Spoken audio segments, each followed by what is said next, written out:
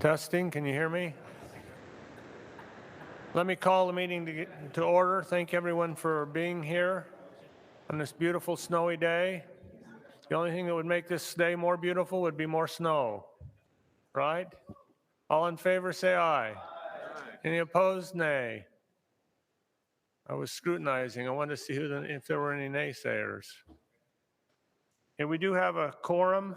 An agenda was provided in advance, and I received no requests for changes or additions or deletions from the agenda, so I'll entertain a motion from the council to approve the agenda.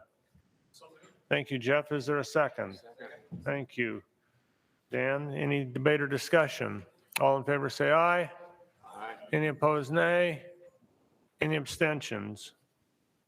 Okay, you received meeting notes of the meeting of January 12, 2022. Again, we received no comment or corrections, so I'd entertain a motion to approve those meeting notes. Thank you, Leon. Is there a second? Second. Thank you, Joe. Any debate or discussion? All in favor say aye. Aye. Any opposed, nay. Any abstentions? Okay, let's move to our first agenda item. As you know, the 2022 legislative session was very active regarding Great Salt Lake and water issues. We've invited Representative Tim Hawks to provide a summary of what went on. We've also handed out a summary sheet he prepared of legislation. Tim, fire away. Well, thanks, Don, and good morning, everybody. It's great to be with you. You know, it's interesting. We've done these for a couple of years, these reports back on what went on in the legislative session. In last session, you know, I was really excited to come talk about a few bills that maybe had some implications for the lake, and we were really thrilled last year. We got about $1 million in funding to do some additional research on the lake, and I thought that was fantastic. This year was a different order of magnitude, and I hope you sensed it from the outside. A lot of things came together, a lot of people working really hard for a long period of time, but just the stars aligned, and I think it all got supercharged by House Speaker Brad Wilson deciding to take priority and hosting a summit in early January, and that led to an enormous amount of momentum in through the session. The Deseret News called it the session, reflecting on the session, called it the year of the Great Salt Lake. And I think that's probably fair of all the issues. That this was a big one. And so I'm just going to run through what I think are the important bills and appropriations that went through, and then welcome questions from the group. But I'll just run through them. And again, this sheet largely summarized them at a fairly high level. But again, I talked about the importance of Speaker Brad Wilson, but he did a bill, and that's very unusual. The Speaker almost never does bills. I think in the 4 years that I've been there, he's done 2 or 3. This was one of them. It was Great Salt Lake watershed enhancement, and really this was the culmination of a lot of efforts over the interim to get some of the federal ARPA dollars dedicated to Great Salt Lake. And so he ran a bill called the Great Salt Lake Watershed Enhancement. It basically creates a framework for a water trust whose principal responsibility is to help provide water supplies, secure water supplies for the lake. It allocates $40 million to that trust, of which about $10 million is for habitat work, connected habitats and things like that. $30 million is for water supply. And then the trust will ultimately take money that's appropriated to forestry, fire, and state lands, and then administer that according to the trust principles and to a board that's created by the bill. A companion piece of legislation was run by Representative Kelly Miles because he had bandwidth and was interested in doing it. It's called Great Salt Lake Amendments. And basically it directs the Division of Water Resources to conduct an integrated water assessment of the lake, basically understand how all the pieces are working together. One of the pieces of that is really understanding better how zoning decisions, local zoning decisions affect the lake and affect water supply and water infrastructure. We need the right hand to know what the left hand is doing. So there's $5 million allocated for that very significant study to just better understand the lake and implications of development moving forward, and even how we manage stormwater and what does that mean for the lake. Things like that are all encompassed in that bill, House Bill 429 by Kelly Miles.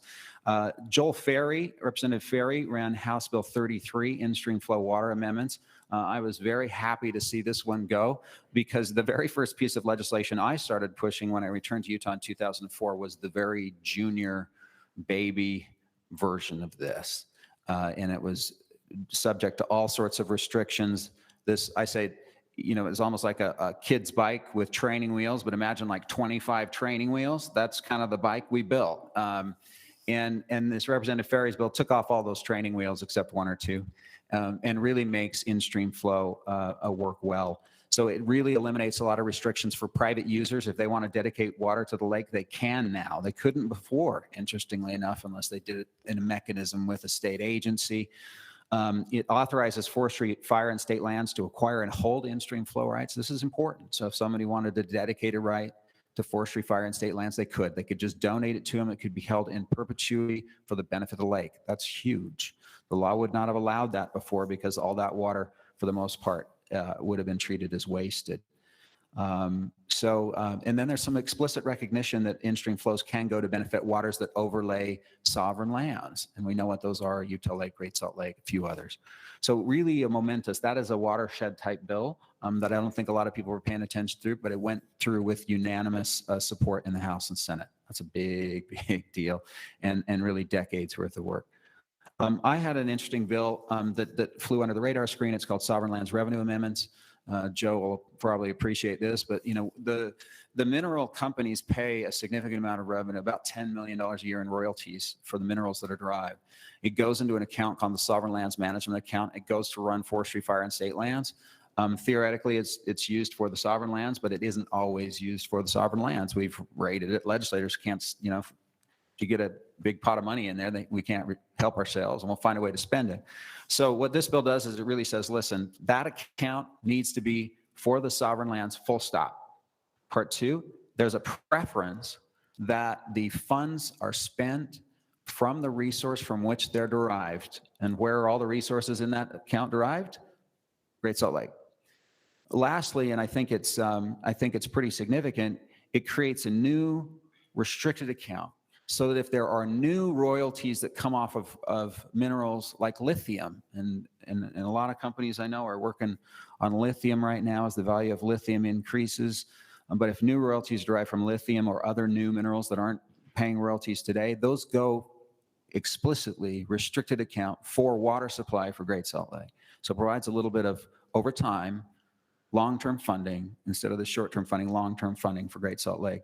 The other thing is we took all the operations of forestry, fire, and state lands, basically, and we pushed them into the general fund. What that does is create space in that sovereign management account, where we expect that account will now grow very rapidly. And it's going to be important for this group and others to tee up projects and ways to spend that money in reasonable ways, whether it's on water supply or habitat improvement or whatever it is. We're going to have to tee up those projects to use that money, so that it doesn't become a big fat account really quick and then people want to come in and raid it. It's also a backstop really for the operations of forestry, fire, and state lands, and I know that it'll be there and available if they ever really need it, and that's the great thing about it. So some really huge help from a House and Senate leadership to do this, but the net effect of that shift could be up to $7 or $8 million a year in ongoing revenue, which is a big deal. Our state engineer needs, Teresa Williamson does a fantastic job, but she needs a lot more help. I ran a bill, HB 334, that gives her some of that help. It funds 3 new FTEs for Teresa's shop. One is a new deputy director position, and that deputy director position, one of their responsibilities explicitly will be Great Salt Lake. So we're going to have somebody in water rights with dedicated responsibility for Great Salt Lake. 2 other positions funded. One is a telemetry engineer. So we need to understand where the water is moving and how it's moving and when it's moving. We need better measurement devices to do that. So we're funding a telemetry engineer and the telemetry equipment. So that's part of the appropriation. And then lastly, another enforcement engineer. An enforcement engineer is sort of the boots on the ground for the state engineer. It sounds big, like they just carry a stick around and whack people with it. That's not what they do, but they interact with water users. And really our state engineer we are asking them to do an enormous amount. Any of these transactions that would benefit Great Salt Lake are enormously complex, and so they need more resources, and that's what that bill does. Now, there are several bills. Those are what I call direct effect on the lake. There are several that I would call indirect effect, so they have significant implications for the lake, but they're not explicitly about Great Salt Lake. The biggest of those is secondary water metering amendments. Many of you probably heard about secondary metering, but bottom line is a lot of us, myself included, we have unmetered secondary. We pay a uniform flat fee for secondary. We don't know how much we use. We don't know how much we use relative to our neighbors.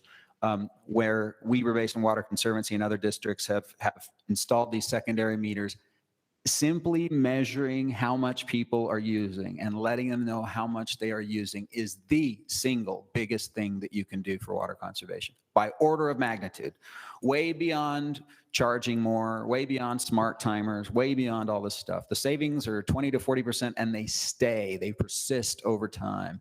There's real power in giving people information and asking them to make the right decision.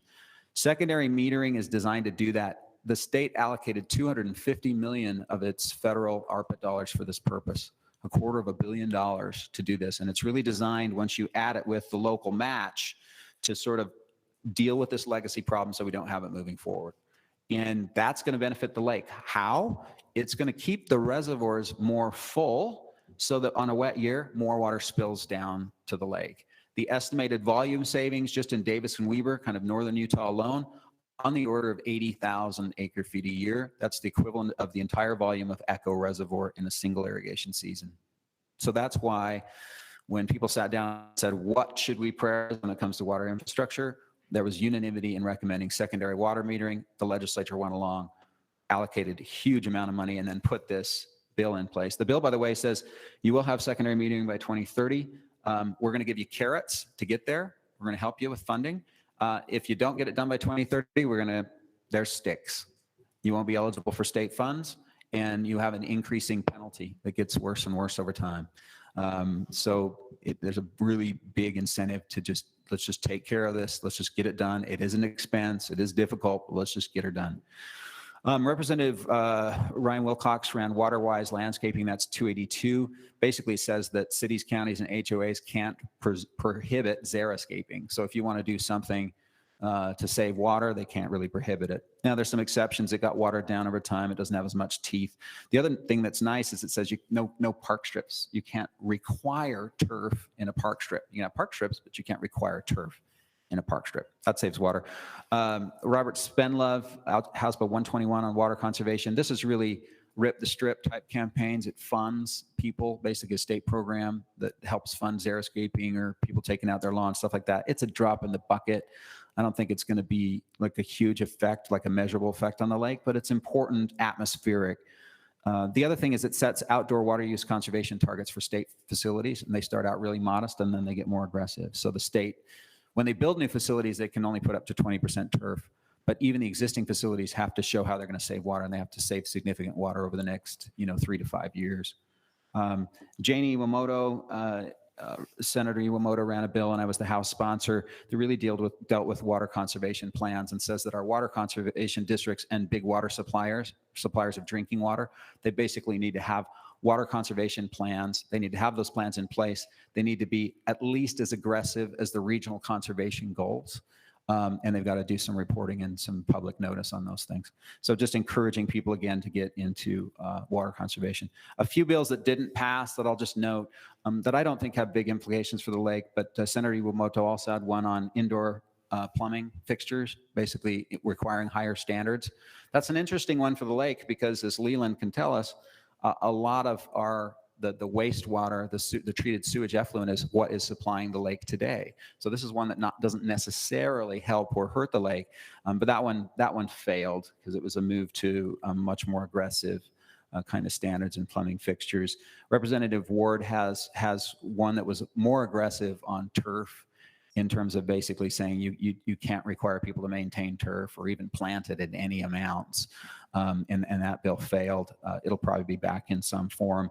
And then last but not least, and very sadly for me personally, the state crustacean designation failed on the last night on the Senate floor. So we do not have the brine shrimp as the state crustacean. We don't even have a state crustacean, but there's always next year, Lynn. So let me just, I'm about done, but I just wanted to highlight the funding. Again, this was really dramatic funding. Secondary meter, $250 million. Agricultural water optimization, 80% of diverted water supply in Utah is ag. And so it makes sense to spend some time there. And you think about it, just think about those big wheel lines. And typically they have sprinklers up on the top and you see those big rainbows just shooting out, right? And you can usually see a rainbow in the wake. That rainbow is bad from a water standpoint because that's all evaporative surface area. Just dropping those heads down, and if you've seen those other systems that drop the heads down, dramatic water savings just to do that. So why isn't everybody doing that? Well, it's expensive. So in agriculture water optimization, we try to use matching funds to encourage people to adopt new technologies that save significant amounts of water. $75 million went for that. And I think there's going to be priority in areas where there's a real need for water, AKA, in the basin of the Great Salt Lake. Then beyond that, there was $50 million allocated for Great Salt Lake. That was $30 million basically for water supply, $10 million for water improvement, $5 million for the integrated water assessment. And then last fall, we appropriated $5 million to do dredging in the South Marina because they can't even get an emergency boat out anymore. And also, very importantly, I think for the lake and its ecosystem, roughly $2.5 million to build the adaptive management tool on the causeway breach between north and south. We are reaching we're there in terms of reaching critical thresholds in terms of salinity in the South Arm. And we've got to act. We've got to get that berm built and try to keep those salinity ranges in a healthier range for the ecosystem. Fortunately, the funding is in place to do that. So that's a wrap. It really was an extraordinary effort, and a lot of folks in this room played important roles in one way or the other. Let me just say that moving forward, I think there's a couple things we need to look at. One is building a bench in the Senate. I'm quite confident in the bench in the House when it comes to Great Salt Lake. We do not have a good bench in the Senate. So number one is to build a bench in the Senate. Number two, I think, is it's probably time to build a grassroots, really top-notch grassroots effort to support Great Salt Lake. I say that because I found myself playing a whole lot of defense early in the session on things like the Bear River Development Project. So there's some people that see drought and they think the solution to drought is to build more reservoirs. I don't know how you fill them, but there was a push to do the Bear River Development Act circa 1991, build a big dam somewhere in the Bear River system. That, of course, would be devastating for the lake. I think there are much more nuanced ways to approach water supply in northern Utah, and I think it's time to kick off those conversations. But I think fundamentally moving forward, the lake probably needs a bigger voice, and one of the ways to get that voice is to have a real top-notch grassroots network. So that's all I got, Don. Thank you. In addition to being a great legislator, you're a fast talker. Got through a lot in a hurry. Sorry. Thank you. Any questions or comments or additions? Yes. Yeah, I'd just like to thank Tim for his service. He's not going to be running for re-election, and he has been a powerful advocate for the lake and for a lot of the things we care about over the past 10 years. And thank you, Tim.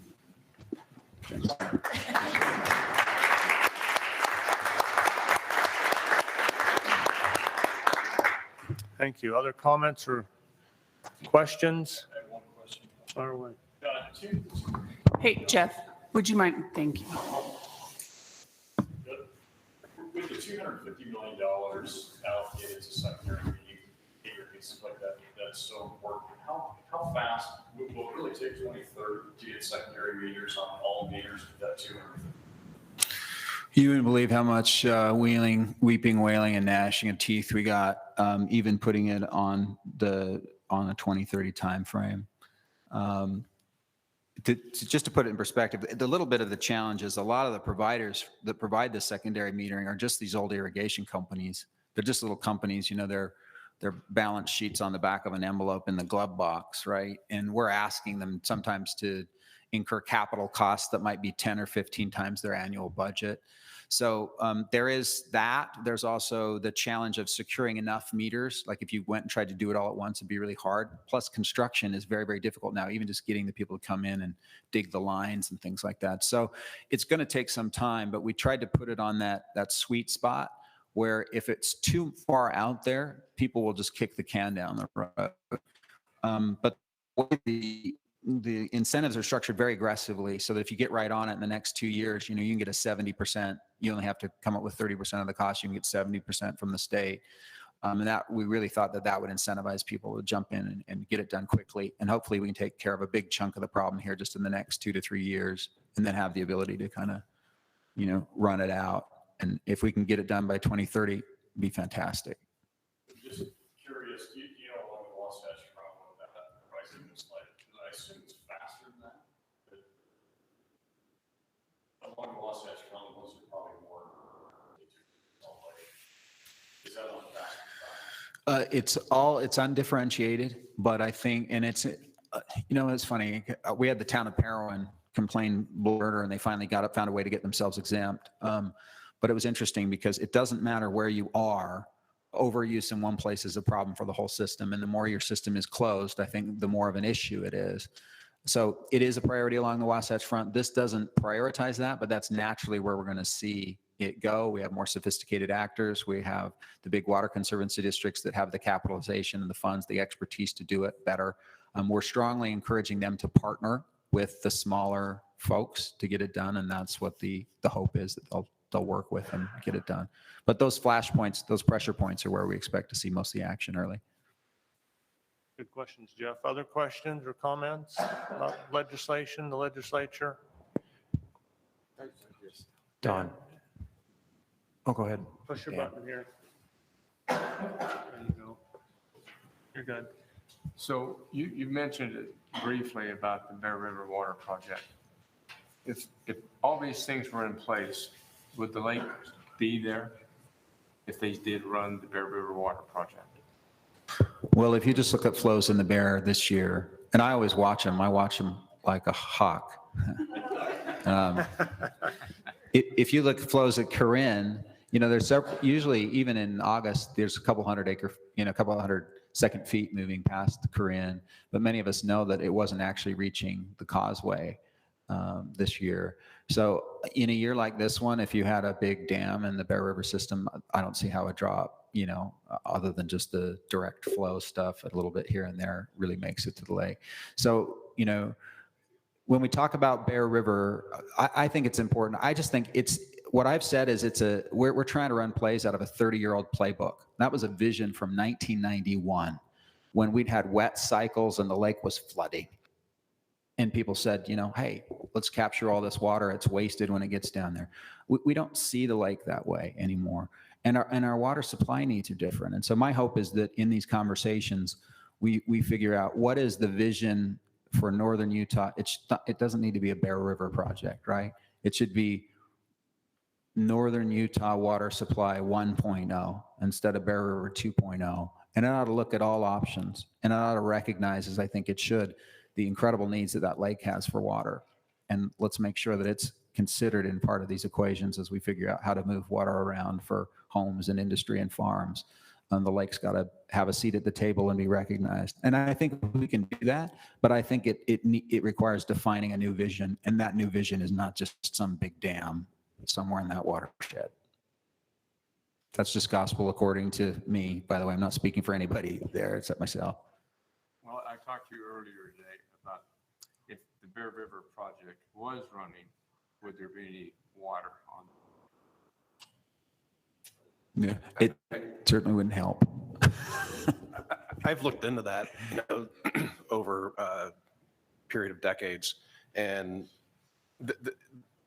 the consumption that would go to the Bear River diversion in maybe 3 or 4 years, over 50 years, would have exceeded what flows out of Bear River. But on average, no, you would have flow coming on through Bear River if you had that diversion. But there are years where you'd have nothing, and probably last year would have been one. Yeah. I also tend to think about it in terms of evaporative losses. Bear Lake high in elevation evaporates a lot less than if you put a big dam low in the system. It's going to evaporate a lot more water down there. So they just have to think about things like that. It's a whole mass balance that we need to figure out. Other questions, comments? Maybe your last chance to grill him. Once you're no longer a constituent, he doesn't have to answer. Thanks for that clarification, Don. Tom? I'm turning off the phone. Thank you, Don. Tim, it's been a hero's work of yourself and a number of people. I think if we looked at ourselves a year ago, what needed to be done and we thought would get done, really a lot of people, including yourself, but really great strides in the water rights arena and legislatively. One question, moving these districts towards secondary metering, delays, need for future supplies under our state's water rights statute for prior appropriation, that saved water, and if it's an ag water, it just goes back to the system. In the category of what's next to be done to make that water make it to the lake, I know we have some legislative in place. Are there some specific things over the next year to see as they install secondary metering instead of building a Bear River Dam, right? That water can make it to the lake. I think most of the pieces are in place. Are there any ones missing? And then what is the next work to be done to make that happen? I think that if you ask Nathan Bracken, and Nathan's done really great work this year on Great Salt, he'll tell you, and I think he's right. Most of the tools are now in the toolbox. I think we've addressed shepherding, we've addressed split season leasing, we've addressed in-stream flow and who can hold them, and that the lake can have water rights. So we've addressed a lot of those big issues. I think. If there's one thing that's still out there, but it's a really, really tough one, it's this whole idea of what we call conserved water. So that's where we would do, for example, a conveyance efficiency. Who can capitalize on that water? The reason it's tricky is that, water really isn't created or destroyed, right? And so a conveyance efficiency is often tied into somebody else's right. So if we allow you to capture it for one purpose, then somebody else could be harmed, is the challenge. But I will say there's some really great examples. The Murdoch Canal up in Utah County was a big open canal for years. They covered that. And just the evaporative losses, just saving those evaporative losses were significant enough that the Provo River now runs all the way to Utah Lake all through the summer, and it didn't used to do that. It would peter out in town, and now it runs all the way down and provides habitat for June sucker. And where did they generate that water? With a conveyance efficiency. And so I think one of the clarifications that we may need to just figure out over time is what to do with that quote unquote conserved water. And are there instances which conserved water can be taken and dedicated to a non-consumptive use, like the lake, or putting it for in-stream flow? Because when it's a non-consumptive use, it doesn't have the same implications for harming other water users. So I think some refinements of the existing tools, but by and large, we got a pretty good toolbox. We just got to figure out how to use it. Thank you, Tim. One last, Leland. Oh. Yeah. So, in our water conservation study that we did, we talked about in order to live within existing water supplies, we need conservation somewhere between 50 and 70%, particularly outside watering. Is that going to be something that needs to be driven at the legislative level, or is that going to all have to happen at the state level? I mean, at the local level? I know that the league and others are not big on the idea of the legislature telling them you have to have a higher level of conservation. And there were some of those who fought against some of these landscaping ordinances that said you can't require green space. Right. So we saw the Ray Ward bill go down. We saw the Ryan Wilcox bill get pared back, and it's all over those sort of local control issues. So I think it's a mix of things. I mean, we saw a really good public response this last year as people responded to the messaging about drought. There was significant reductions just for that public messaging. Secondary metering buys us a ton. But ultimately, and I will say just natural human behavior is driving a lot, because we're moving to people that, quite frankly, millennials don't want to spend a lot of time mowing the lawn. And so they tend to have smaller yards, more hardscapes, things like that. So it's going to be a mix. It's got to be probably a combination of state, local, and then just private decision making. But we really got to get people off building homes on half-acre lots with nothing but turf to keep the dust down. Thank you. Just one more, Representative Fox. Did that Utah Lake bill pass in the last days? Yes, it did. The Utah Lake one did. And they're really going to put condominiums and homes at the golf course? Well, no, I mean, it's complicated. 2 Utah Lake bills passed, both of which swear up and down that they're distinct from what we call the islands, the proposal. You know, the ones 2 that passed is, one is Representative Stratton. It just puts a little more process on, you know, Utah Lake. If there's development, what does it look like and what are the checks and safeguards? Brady Brammer's bill is about creating a local authority really to focus on Utah Lake. The islands proposal was authorized through legislation that passed a couple of years ago, and that's just one to watch. The implication, the reason we care about it is because it creates a mechanism for the transfer of sovereign lands to private hands. And I think that's where we start getting a little nervous down here. Thank you. We'll cut it off there. Thank you again, Representative Hawks. I waited until we got into the meeting a little bit and everyone could get here before we do this, but I want to go around the room and have you introduce yourselves, and we're going to pass around the microphone. So go ahead, turn it on and tell us who you are and pass it around. My name is Liesl Roberts. I'm with Forestry, Fire, and State Lands. Marissa Weinberg, also with Forestry, Fire, and State Lands. Ben Steyerman, also with Forestry, Fire, and State Lands. We'll keep it going. Jamie Barnes, Forestry, Fire, and State Lands. Now we'll change it up a little bit. Dave Shear with State Parks. Tim Hawks, you've heard enough from me. Linda Freitas, Friends of Great Salt Lake. Steve Erickson, Great Basin Water Network. Casey Snyder, Ducks Unlimited. Marcel Shoup, National Audubon Society. Evan Curtis, Governor's Office of Planning and Budget. Christine Rumsey, USGS. Ryan Rowland, USGS. Jeff Denblaker, Jacobs Engineering. Nathan Dowgs, Cache Water District. Jack Ray, the Utah Waterfowl Association. Ryan Doherty, Cargill Salt. Tom Tripp, U.S. Magnesium in Tooele County. Max Malmquist, National Audubon Society.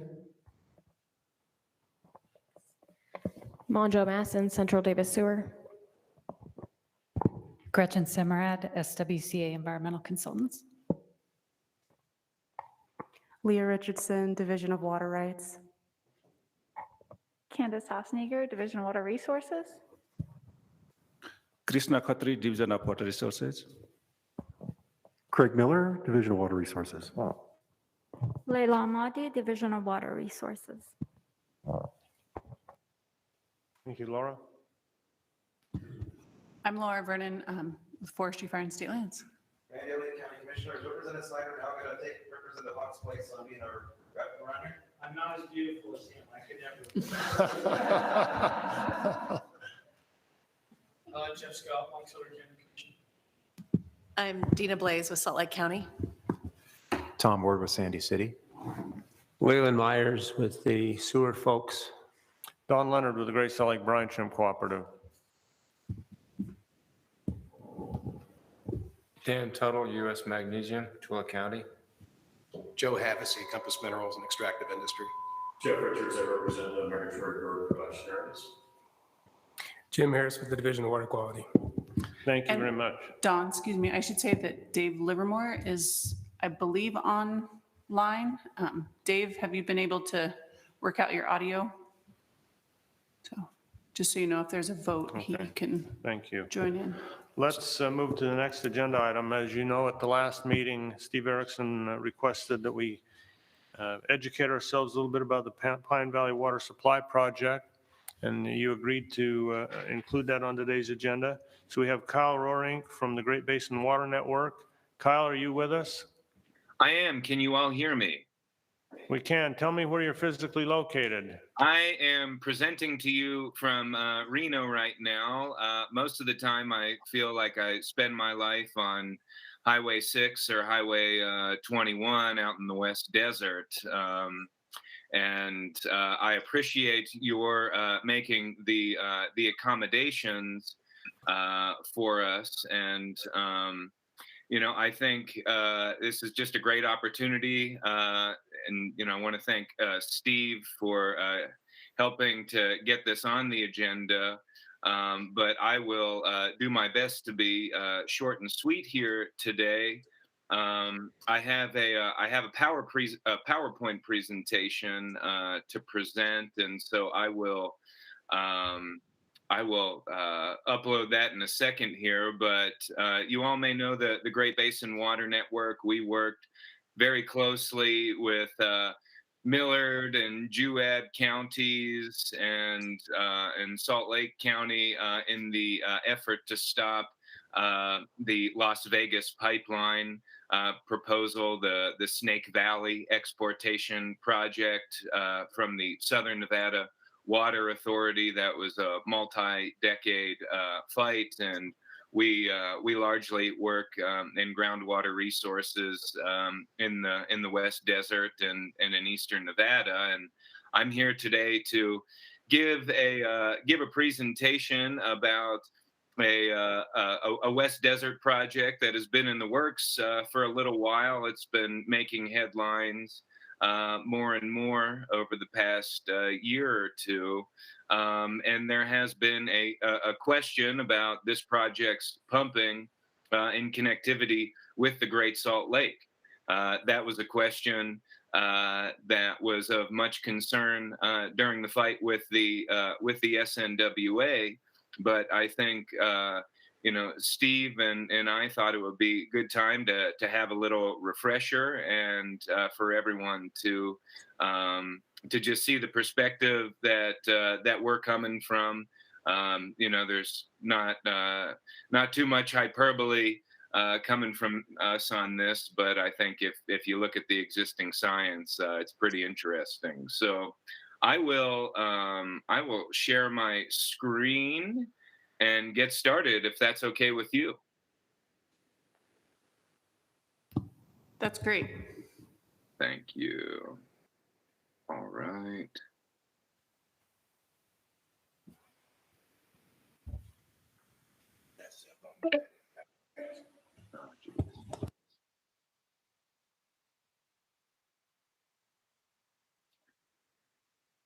Laura, for some reason, this is giving me a bit of a problem here. Would it be too much of a hassle to upload to share from your screen? I apologize.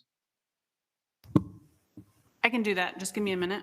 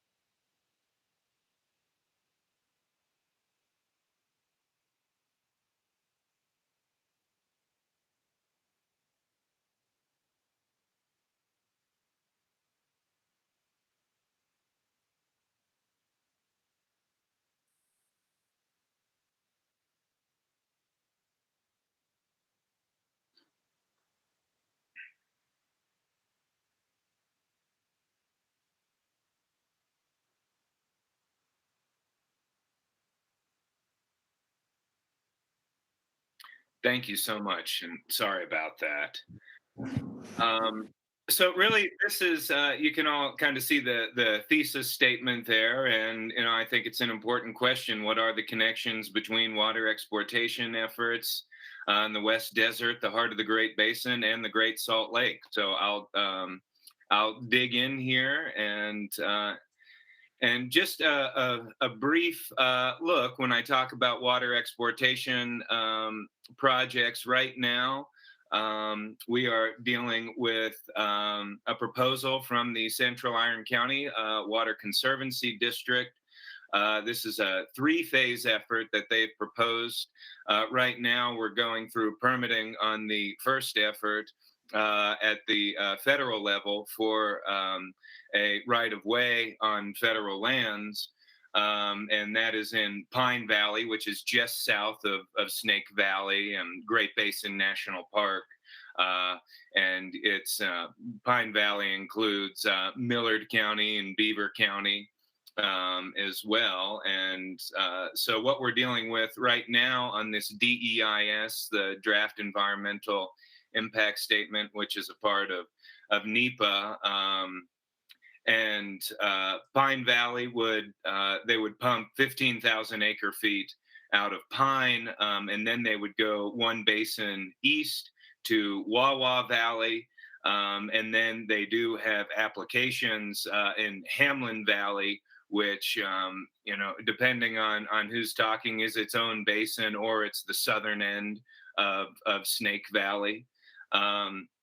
But the Central Iron County has water rights for 15,000 acre feet in Pine. They have paper water for 12,000 acre feet in Wawa, and still just 10,000 acre feet worth of applications in Hamlin Valley. But right now, as it relates to the DEIS, and it's one of its many flaws is that we're only looking at Pine Valley. But that's kind of the big picture for their West Desert project, is those 3 basins. And you can go to the next slide. Thank you.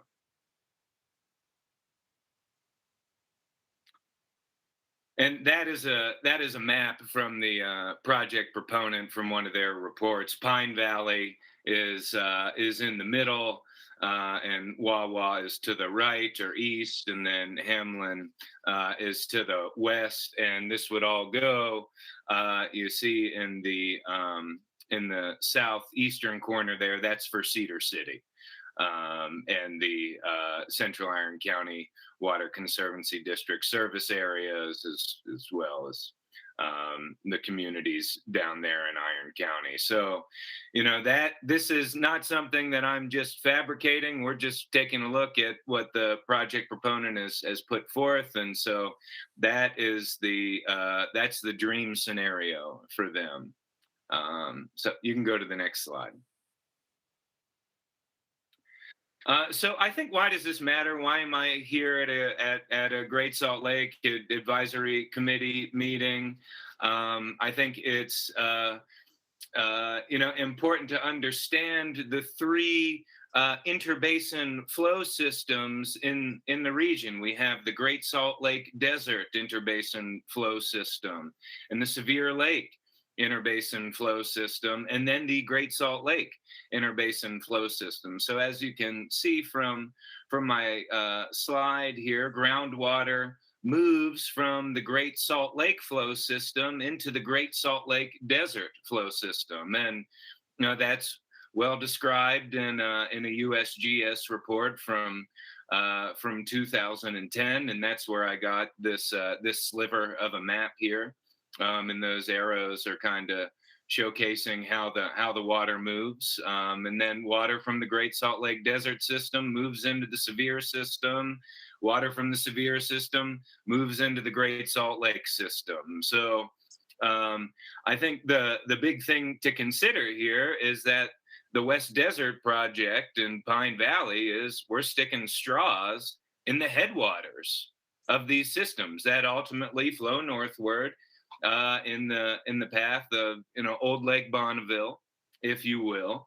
And so I think putting the pieces together, this presentation, we see how these interbasin, these groundwater flow systems function here from the USGS.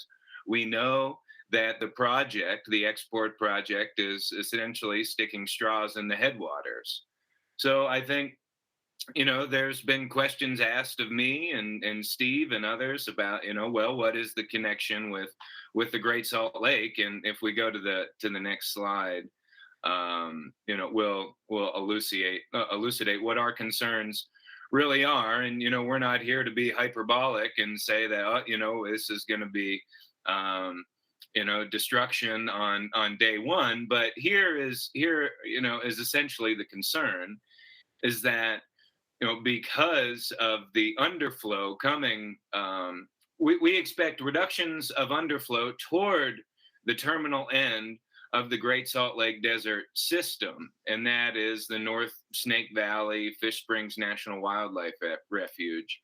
That could result in induced additional underflow from the Great Salt Lake towards the Great Salt Lake Desert and reduce other groundwater discharge or induced recharge in the Great Salt Lake. Now, we think that could show itself and express itself through, spring declines and things like that would pop up much earlier than reductions in the Great Salt Lake. But again, we're pumping at the headwaters of a system that is all interconnected, and this was reasonably understood by a lot of folks during the fight with the SNWA and the Vegas pipeline, and this needs to be considered now. And so we understand that would take a lot of time. You're not necessarily, water from Pine Valley isn't necessarily flowing into the northern end of the system in a week. But I think the concern is that you start pumping down there, it can suck water away from the Great Salt Lake system in a very, generalized view of things. So,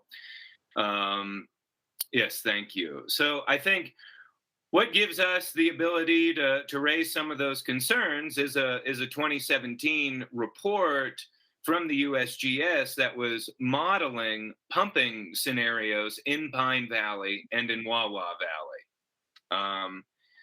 And it used a regional model, the Great Basin Carbonate Alluvial Aquifer System Model version 3.0, and it ran a scenario where they were pumping 15,000 acre feet in Pine, 6,500 acre feet annually in Wawa, and it also included a reduction in pumping in Parowan Valley, probably foreseeing the likelihood of a groundwater management plan there, which I'm sure some of you know is in the works and controversial in its own right at this point in time.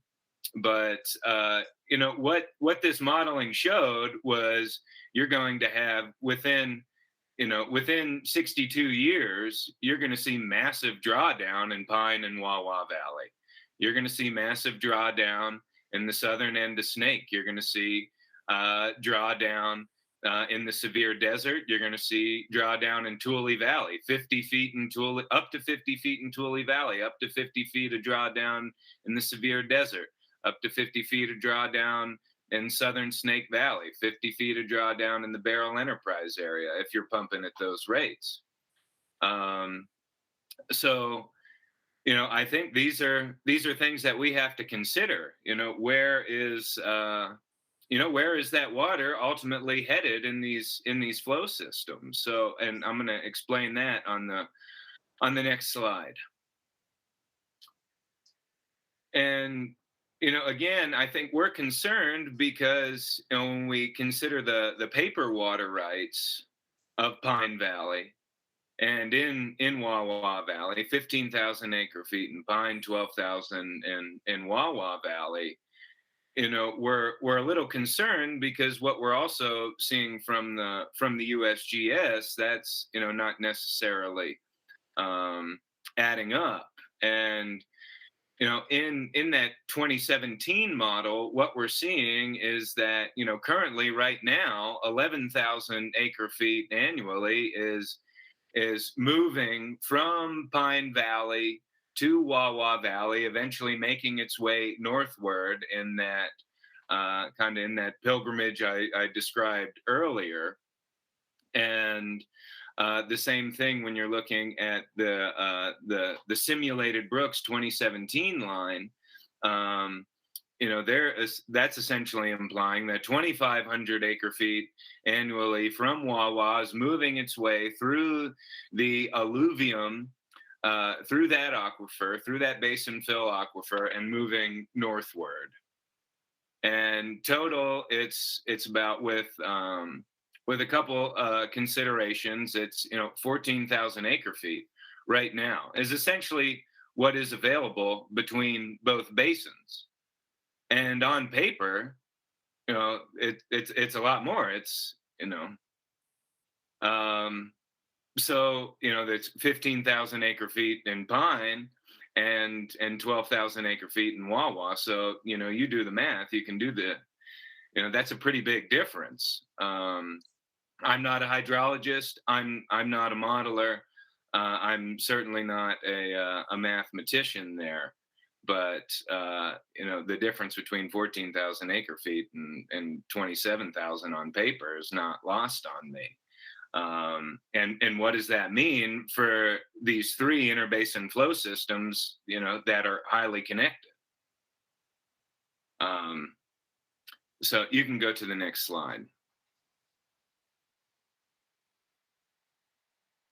And this, I know it's a little blurry, but this is essentially a map from that 2017 model that the USGS did. It's the pre-pumping flow field. And so when we're talking about, the way that the water moves here, this is a little bit more in-depth and ingrained, and you can see the flow from Pine into Wawa, into the Sevier, into Tule Valley, and into Fish Springs Flat, which is close to where the Great Salt Lake Desert Interbasin Flow System and the Great Salt Lake Flow System come together. So this is essentially the way it looks underground now. And then this next map, you can go to the next slide. The next map is essentially the net change in flow vector after pumping. And this was based on, this is what it would look like a thousand years after. And what you're seeing is a gradient reversal. And those lines look a lot different than they did in what is currently going on. So again, this is just after pumping. This is the net change in flow. This is 1,000 years. Now that USGS model came with a very high margin of error, plus or minus 35%. Things could come sooner, they could come later. There could be some differences, but this is what we know based off of USGS science. Now, if you take a look at, what the project proponent is putting forth in the DEIS and telling everybody, everything's fine, there's nothing to worry about, I'm asking the question of, are we to believe USGS data, or are we going to believe, project proponent consultant driven data? So you can go to the next slide. And I think, even in the DEIS, the project proponent admits that there are a lot of uncertainties about the basins, about Pine Valley and Wawa Valley, and how things are moving and flowing out there. And I don't disagree that there are very high levels of uncertainty, and it's why we feel that this project is a giant experiment with the regional groundwater supply. We do know that there is connectivity between these interbasin flow systems, and we know that when you start, taking the amount of water that is moving from one basin to the next, we know that problems are going to show up. I think the last presenter here, the representative, made a good point that when you have overuse somewhere, it's going to be a problem somewhere else. And I think we know the dangers with this style of exportation project. Look at Owens Valley. It's a 20th century. This is a 20th century style project in a different area and in a different era. And I think as the last presenter also highlighted, there are a lot of better options than water export. We're in a new era. I think conservation and metering are the way of the future. And we believe that there are a lot of alternatives that are available rather than a project like this. So again, I think we've heard it come up before. It'll come up again. There are serious connectivity issues. We're not here to say that there's going to be an issue with the Great Salt Lake the day after wells go in the ground and water. If water were to start being exported, but there are reasons to believe that we need to be talking about it. You can see surface water, you can't really see groundwater every day, you can't see aquifers, but we know it's there, we know it's connected, and we know we need to be conscious about it. So, happy to answer any questions, but want to thank you all for your time. And I guess this is the last slide I forgot I had about the federal environmental review. Friday is the comment deadline. We know Millard, Juab, and Beaver County and White Pine County from Nevada are participating. Multiple tribes are participating. NGOs are participating. We know that there's been an overwhelming outpouring of comments from individuals as well into the BLM, because people understand this connection, and they understand that what happens in one region affects another. We're all connected, and that's what I wanted to get across today. So again, thank you all for your time.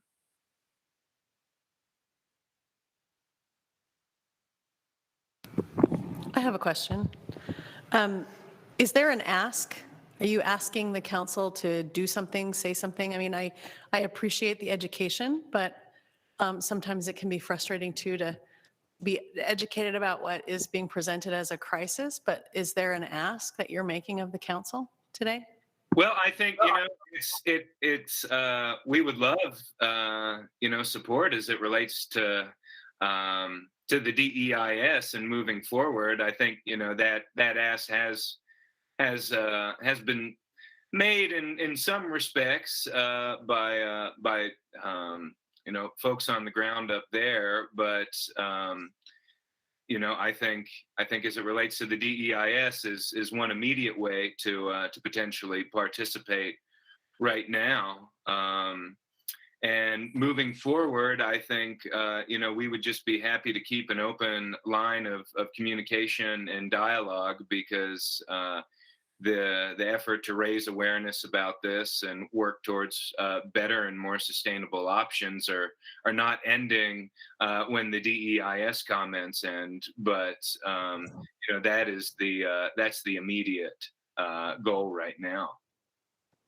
Can I have a follow-up question? Sure. So one of the questions I have then is, you mentioned metering and conservation. Do you have other options that are being pursued as alternatives to this now? Or can you identify those for us? We do. We have multiple options in our DEIS comments, and I think as it relates to one of the most easiest things that could be done down in Cedar City, our serious turf removal efforts. None of which is really going on down there, and serious conservation goals. When you look at their conservation goals over time, over the next 50 years down in that region, their goals actually are limited over time. They're reducing over time as it relates to a percentage of what they're currently consuming. And so I think getting some conservation goals that are more in line with what other communities across the West are doing, is, really among the easiest things to do. Don, may I have one comment and question? One touch point, may be related to like the Bonneville salt flats. Over the past 5-10 years, there's been issues during certain years of the salt crust formation, and that's indicative of the near surface aquifer. So if that near surface aquifer is depressurized or falls in any way, and that happened around 2015, I'd want to think, it could relate to upstream upgradient depressurization. So that's one just touch point I thought I'd offer. Thank you for that. Other comments or questions? Any disposition on the part of the advisory council to take any follow-up action? Would it be appropriate for the council to submit comments on the EIS? Is that something that this So at body's done in the past? At our last, we've rarely done that. At our last meeting, we did submit a letter asking them to extend the deadline because of the complexity of the issue. And that deadline, I believe, was extended. I don't feel that we have any particular expertise or substantive knowledge above what people who are already commenting would do.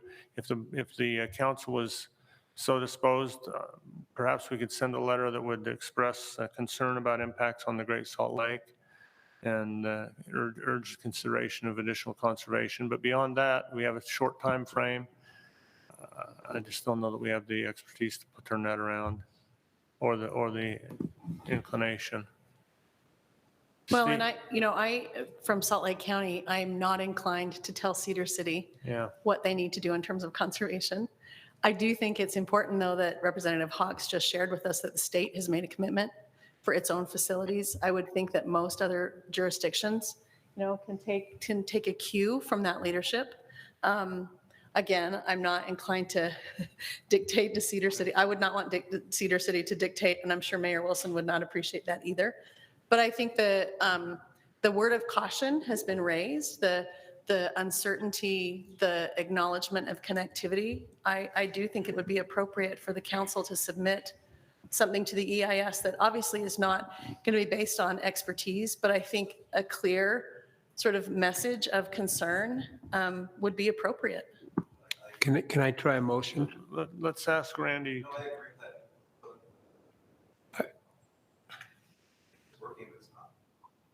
I would agree with that statement. Let's please get a letter in so that we have it on record that the Great Salt Lake Advisory is concerned that we do have some issues with it, so that it's there on their record as well, so that when in the future, if this does go through, we at least put our stance in that we were concerned about it.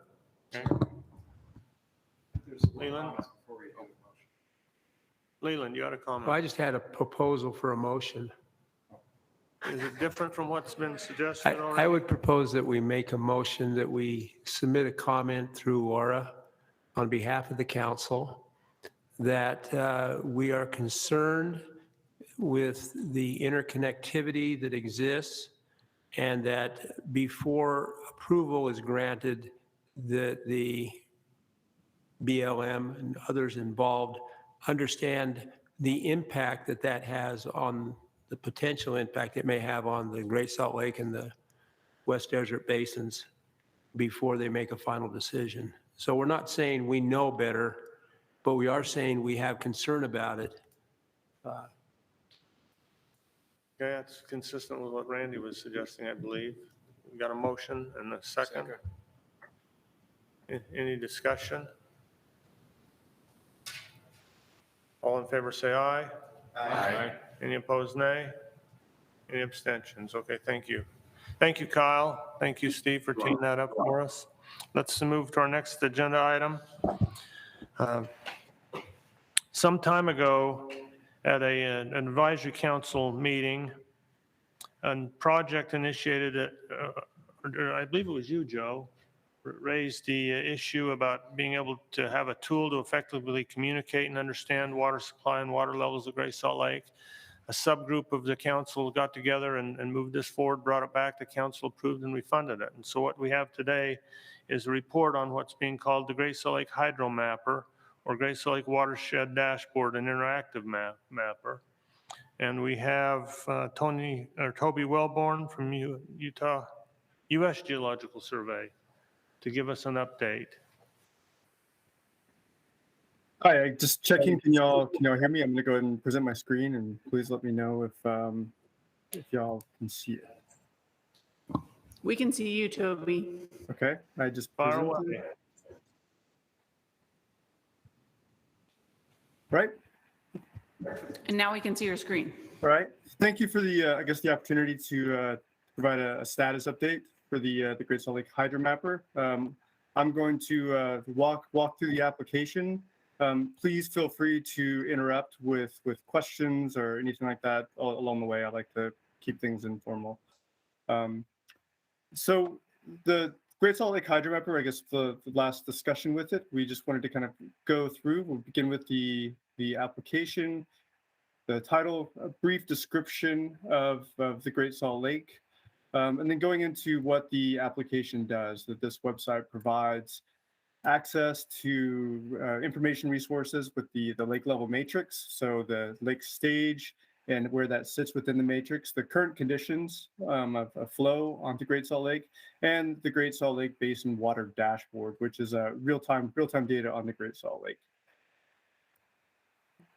The lake level resource matrix, this comes out of work from Laura's group, providing context within the current lake level and where things sit within the components of the matrix. So current lake level and whether that's adverse to the resource or beneficial. So providing that moving lake level with each group. Within each component, the user can select that component and have a better description or more in-depth description of what's going on, and locations where that component is influenced by lake levels. So for the description, and then the lake level itself sitting with those components, the individual subcomponents that make that component of the matrix. So for example, with wetlands, being able to break it down into the Bear River Bay, Farmington Bay, the Nature Conservancy, Layton Preserve, and seeing that water level and where it sits in that condition, so adverse condition, for example, right now. These are, each component is kind of broken down, following along the lines of what's in the lake level matrix report. So for example, impounded wetlands. And then just kind of walking through these quickly, for example, biology.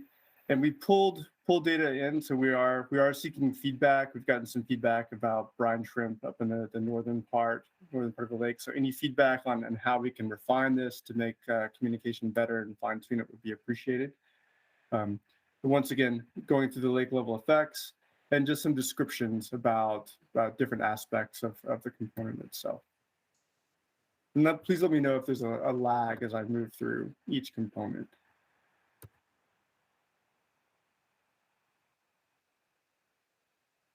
So once again, as far as land use, discussions with the causeways, the general hazards associated with them.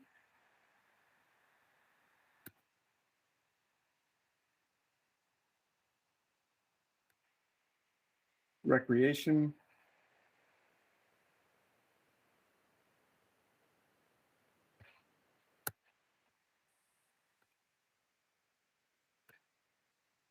The economic components. As far as harvesting, extraction, visitor spending.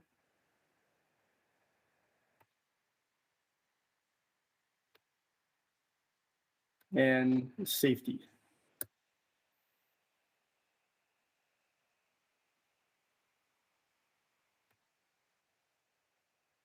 So kind of feeding into the lake level matrix for discussion of lake level and how it affects each component. We go into the actual stage measurement at the Saltaire gauge, and the salinity associated with that gauge, with the green band associated with the salinity optimal range for brine shrimp within the lake. We also have just a time series of Landsat data from 85 to 2021, just showing the extent change of the lake itself. On the main page right now, this will probably be removed just for navigation purposes. We have a link into the real-time map. But the general navigation, then from there, we walk into the current conditions. Current conditions themselves. So this is the actual real-time data of USGS gauges and flow for freshwater flow onto Great Salt Lake and the stage of Great Salt Lake. So we're providing these as tiles of the current flow, the current daily flow. So this is our daily median, the median, and then the median of record for this day at each site. So the median on 2/8 was 1610. The minimum flow on this date in 1982 was 500, and the maximum was 4,500 cubic feet per second in 51. This also goes to a link for the 15-minute real-time data, and there's over a year of this data, so it takes a little bit to load, and giving a designation of whether that data has been approved by the USGS, it's provisional, and data that's been estimated. Each site itself, and I'll do Bear near Quorum, takes us to their actual USGS real-time site. So this goes back to our initial INWIS data, our National Water Information System. So our major database that stores all this data. If users want to go more in depth for the 15-minute data, for stream flow, for stage information at the individual sites, to compare the median over time, just et cetera. This just provides a little more data at each location. With the real-time flow onto Great Salt Lake, we also have the lake stages at the two sites where they're collected. So the Saltair Boat Harbor and near Saline. So you can see that within the north and south arms, the north and south portions of Great Salt Lake, just how these two stages track together. All right. The third component is the real-time, or the Great Salt Lake hydromap, or the real-time dashboard. So this provides this is an overview of real-time data for the entire Great Salt Lake Basin. At each site, we open it up, and it defaults to flow status, and it defaults to the flow status. So at each location, we're giving our discharge. Users have the ability to look at rate of change, flow status, flow itself, net flood stage, whether it's above flow stage, or if it's not flowing for some reason, if it's ice affected, or there's actually no flow at the site. Let me change this to flow status. We also have all the lake locations here again, and with the ability and with all sites to go to the graphs. This gives the last 7 days of records, so not as much as the real-time sites as we're going from the current conditions page, but just giving users context for all sites together. So discharge, gauge height at this location, to demo, which as always means that something's not going to work. So users can zoom in to a particular time period with the 15-minute data and explore that as needed based upon operations or knowing that there's comparisons. We also have the real-time water quality sites as they're collected through the basin. So whether it's water temperature, salinity, et cetera. And with each of these, you can open all the graphs together to compare them across the board. So looking at temperature with discharge, height and specific conductance here, for example. So you can kind of have that idea of the relation, what's going on at the site. And as users interact, go ahead.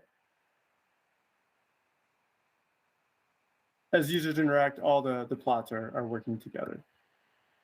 We also have weather conditions. So for example, right now, it's a snowy day. We're looking at the snow depth, or the snow water equivalent, and we can take a look at that itself with the NRCS telemetry, the NRCS SNOTEL sites. and providing the data from those sites. So getting the current depth and snow water equivalent and just some median values associated with it. We do have a request to add soil moisture to this, and that's a feature we'll be adding down the line. NRCS has made a few changes, and I have to figure out how to do that. Other features that are included in it are, for example, turn off the weather conditions. Just some basic base data. So being able to turn on your rivers, your watersheds, the national aquifer data set, so the larger, lower resolution data set, and then ability to change base maps depending on as users need or want to use them. So topographic imagery, open streets, etc. That's a very brief summary and a very brief walkthrough. So with that, I'll go ahead and take any questions. Thank you, Toby. Any comments or questions? I have a question. Please. Oh, so Toby, on one of the early slides in the presentation, there was a land use slider on your data that said no data available. Can you talk a little bit about, is that methodology still being developed? Are the data sources related to that? Can you just talk about that a little bit?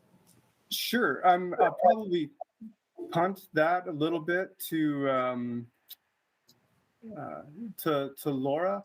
So the matrix, the components with the matrices, we're presenting them. Those come directly from the matrix report. And so either there wasn't any data that was available for the effects of the water level change at that lake level. Yeah,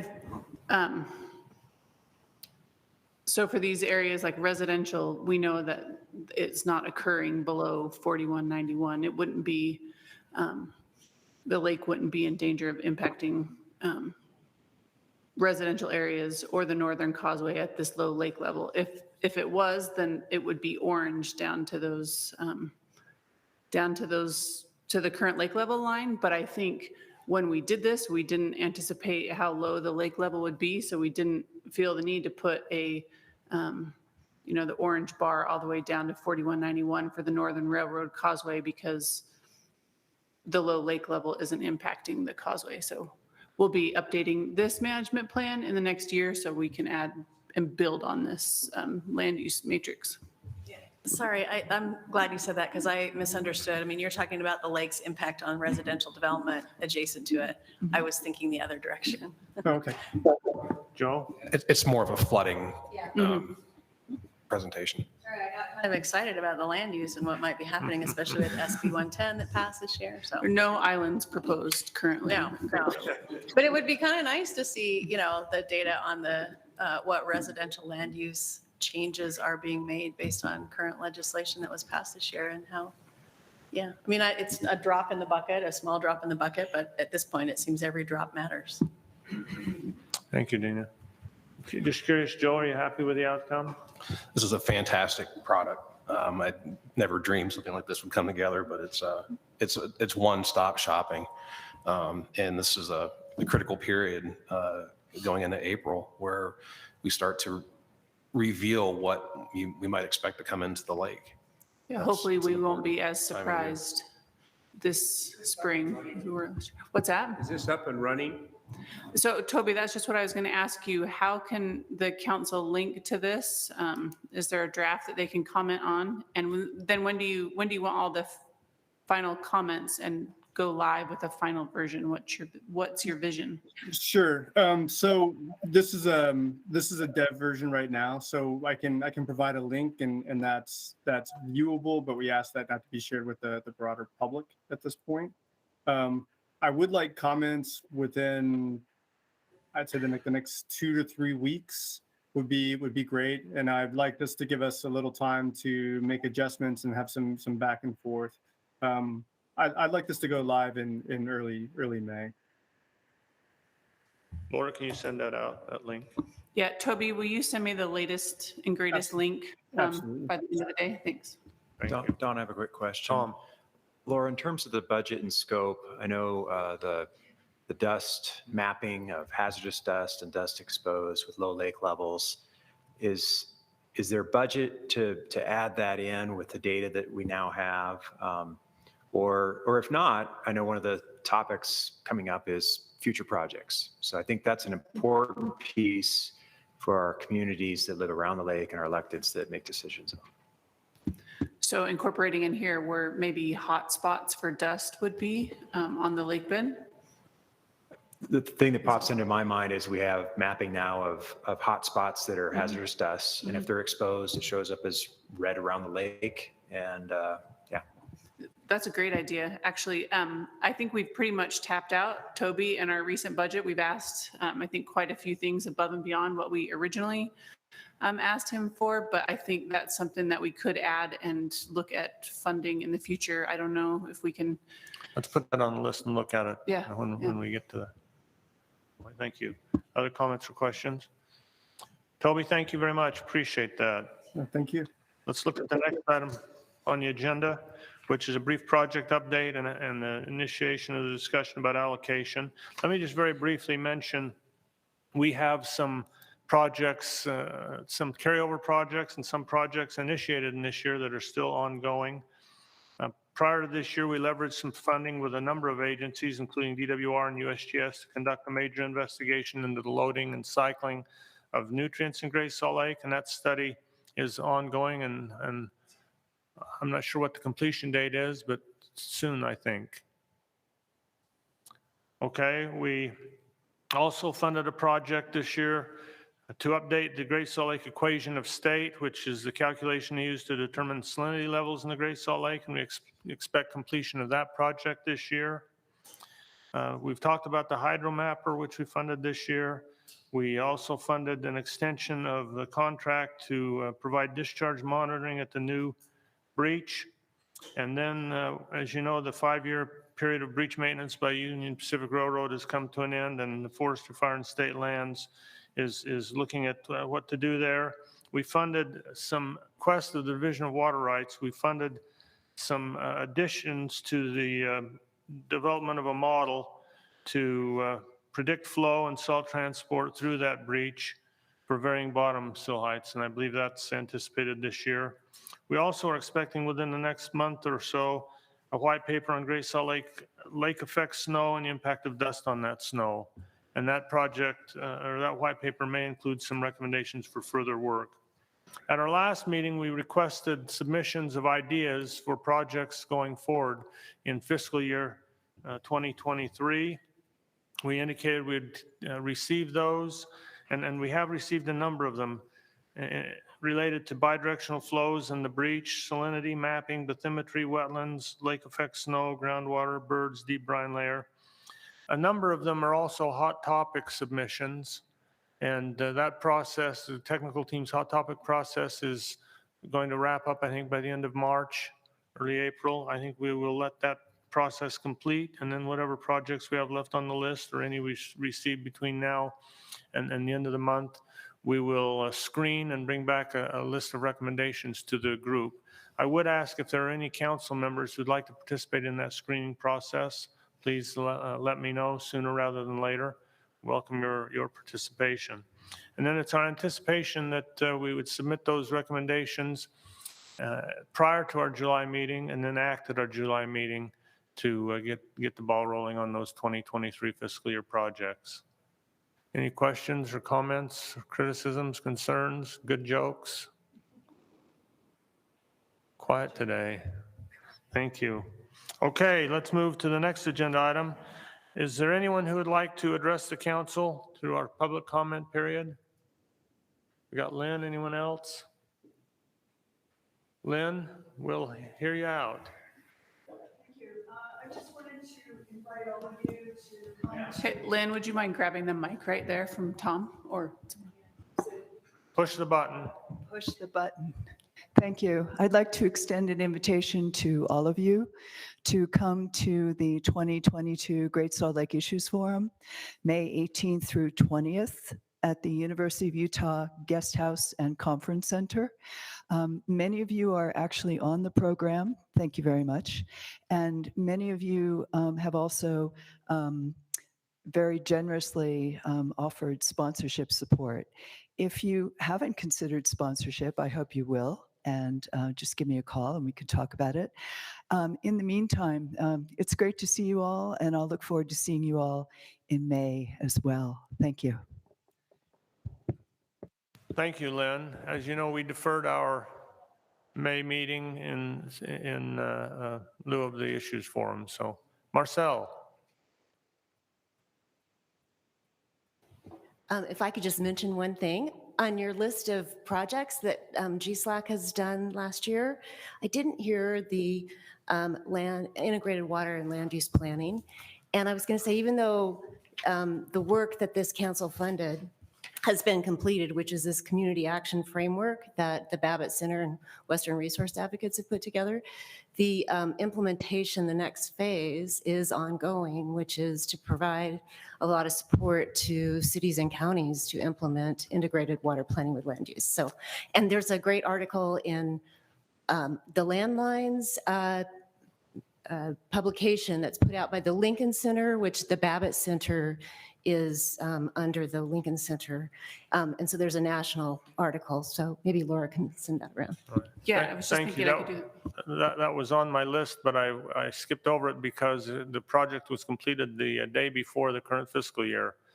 Although we received a report in July, but I appreciate that. We did fund first phase and great. It's continuing. Thank you, Marcel. Any other public comments? Thank you, everyone, again for being here. Our next meeting is July 13 at 10 o'clock. I believe we're scheduled to meet here. Our September meeting, September 14th, we're tentatively planning to have that meeting at Antelope Island in September. We reserved the space, and then we have a meeting on November 2nd. Again, thank you for being here. Thank you to Representative Hawks, Representative Snyder. We appreciate your good work on behalf of the lake. And I'll entertain a motion to adjourn. So moved. Thank you, Dina. Is there a second? Second. Thank you. Well, Randy, fire away. Wait a minute, we're not done. So just to announce, thank you for the legislature this last go around. They did make some funding available to add on to the visitor center out there at Antelope Island. And so they will be adding on a learning center there onto that building and kind of complete that phase of construction out there. They've been waiting for so long. So thank you, state legislators, for getting that to us. And so that'll be a great addition. And that'll be in the next couple of years, that'll get completed. They did the architectural design and now we'll do the rest of it, getting it completed. How much is that funding? I think it was about 12 million. Great. Yeah. So Don, can I actually mention one other thing? Yes. Since you came up and Marcel mentioned the work that this organization did. Actually, Salt Lake County, my office in particular, the Office of Regional Development, has submitted a $2.1 million request to our council for a water conservation and land use municipal partnership. Hopefully the decisions will be made about that funding on the 5th of April. So if anyone is so inclined to support that, we'd love to see the support. It basically picks up the work that was already done here, uses it as a framework for a grant program that municipalities can engage in and receive the funding from the county to get the technical expertise in addition to the implementation money that they might need. How would one go about supporting that? Call any council member that you know or send me Okay. an email to that effect if you support it, that I can forward to our council members. Great. That would be wonderful if that's possible, but I'm not asking that. I know this is sort of a last minute thing, but it would be great if we had the support. I make a motion that we have Laura send a support letter on our behalf. I'll second that as the municipal representative on this. Any debate or discussion? All in favor, say aye. Any opposed, nay. Any abstentions? It's unanimous. Thank you, Dina. Thank you for raising that. Yeah. Good luck. Okay, we have a motion to adjourn in a second. Any debate or discussion? All in favor, say aye. Aye. Any opposed, nay. Any abstentions? It's unanimous. We're adjourned.